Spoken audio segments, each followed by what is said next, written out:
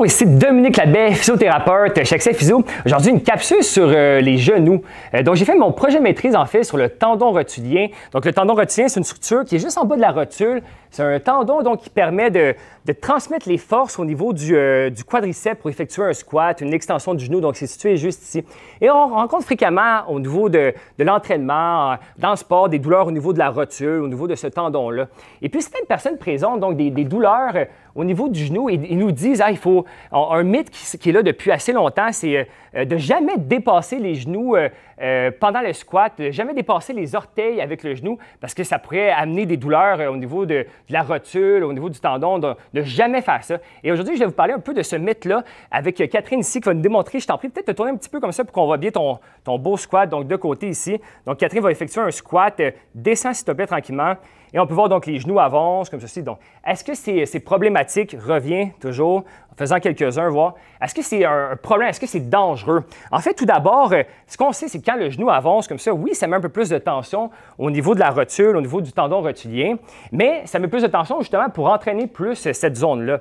Ensuite, si on en fait trop vite, la récupération n'est pas optimale, là, on peut avoir, par exemple, une blessure. C'est toujours du cas par cas. Des gens, par exemple, qui peuvent présenter certaines pathologies ou qui ont eu une réparation au niveau d'un ligament dans le genou, par exemple, de l'arthrose sévère, et qui ne sont pas capables de descendre, de le faire comme ça, parce que ça va créer de la douleur. Alors, ces gens-là, je leur dis, bien, dépasse pas tes genoux, quand tu fais tes squats, dépasse pas les genoux par rapport aux orteils. C'est pas bon pour toi, ça peut créer de la douleur. Mais il y a des gens qu'il faut l'entraîner. Par exemple, je vais t'enlever ça ici. Par exemple, si tu fais une fente de côté, comme ça, oui, allons-y de même. Donc, si tu fais une fente, la jambe d'en arrière, le genou est vraiment dépassé par rapport au pied. Et puis, bon, la jambe d'en avant, on peut contrôler, on peut faire un plus grand pas ou pas, par exemple. Mais la jambe d'en arrière, on n'en parle pas souvent, mais elle force, mais le genou dépasse beaucoup.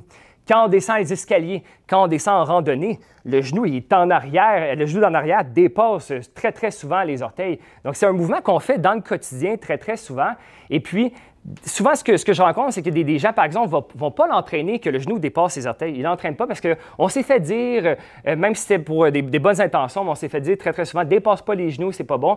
Et puis, certaines personnes ne l'entraînent pas. Ils font tout le temps des squats que les genoux ne dépassent pas.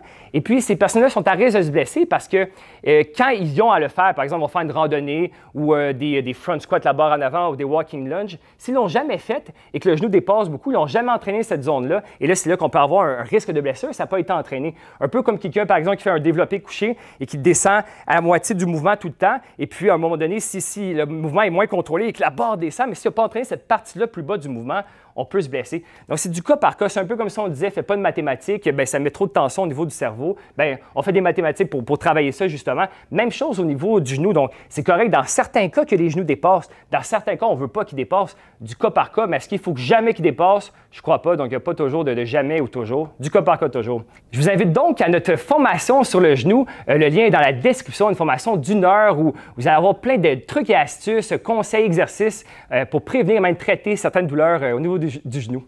Merci, à une prochaine capsule.